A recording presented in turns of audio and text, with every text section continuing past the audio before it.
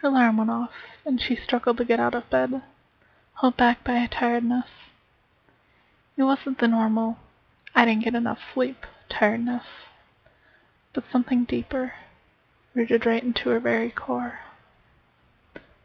A tiredness that sapped her will to go on. She was tired of life, but she definitely did not want to die.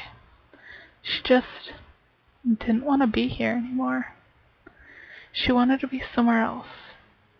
She wanted to be at the nice little clinic that she kept imagining.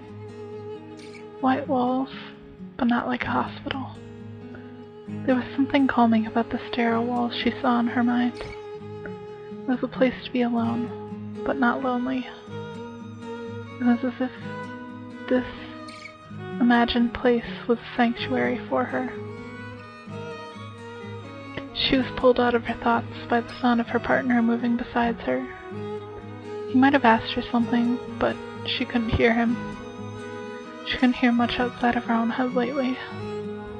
He rolled over a little and looked at her, eyes still half-lidded with tiredness that came from sleep.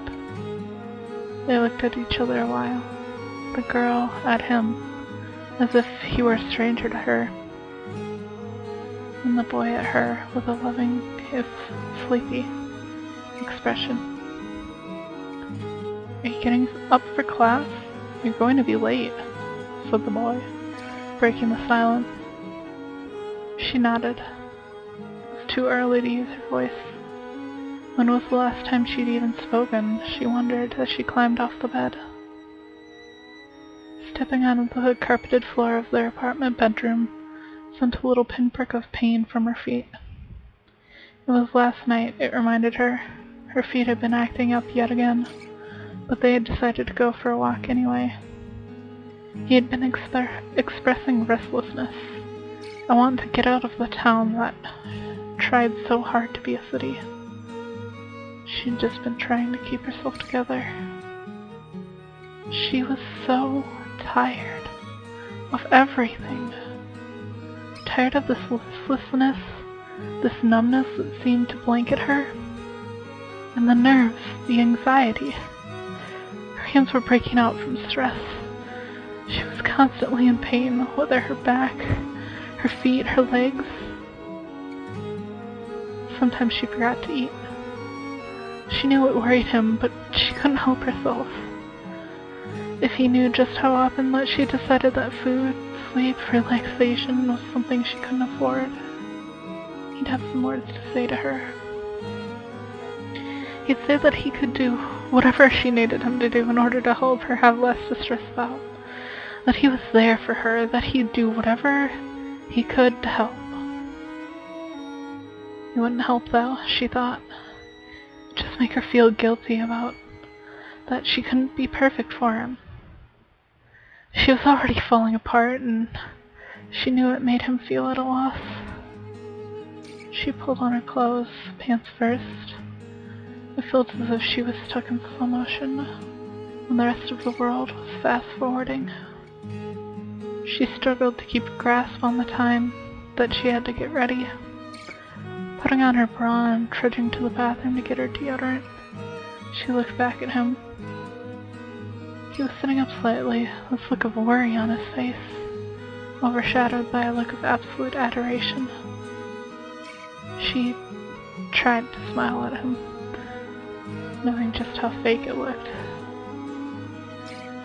There was the occasional time that she could truly smile, truly laugh, but they were coming fewer and longer pauses between the events, and gradually getting shorter.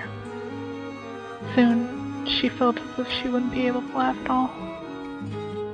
She returned after putting on her deodorant, pulling her shirt from the closet on her way back. He was still watching her. She kept looking down. It hurt not to be able to meet her lover's gaze, but she couldn't look him in the eyes and let him know just how numb she was to it all. He reached up and ran his hands through her hair.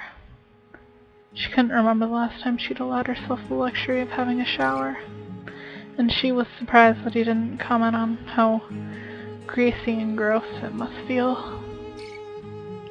didn't comment on a lot of things that she thought were dead giveaways to the state she was in. The fact she couldn't get up well. The fact that she slept for 12 hours or more on her days off. The fact that she almost never ate, skipping classes. Maybe it was just more obvious to her that there was something wrong. She felt alone, but she didn't want to mention that there was anything wrong. He wasn't failing her, like it might seem if she mentioned something. She'd suffer in silence for saving him any blame. He wrapped his arms around her from behind. It was a loving embrace. She felt like breaking down again. She couldn't shake this feeling, this sickness of the mind. She felt like she'd never be right again. She was ready to submit to the pills, the help, anything that could shake this passivity of life. She tried so hard to help. She felt like nothing could help.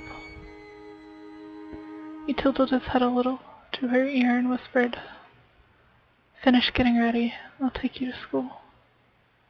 She threw on a jacket and grabbed her bag, giving him a fake smile. She'd never be ready at the rate she was going, but she could pretend she was ready, that she was well prepared and had it together. She could put on a mask, an air about her, play the part of a successful and normal student, while she hid out in the white walls of her mind, tried to piece her broken mind back together.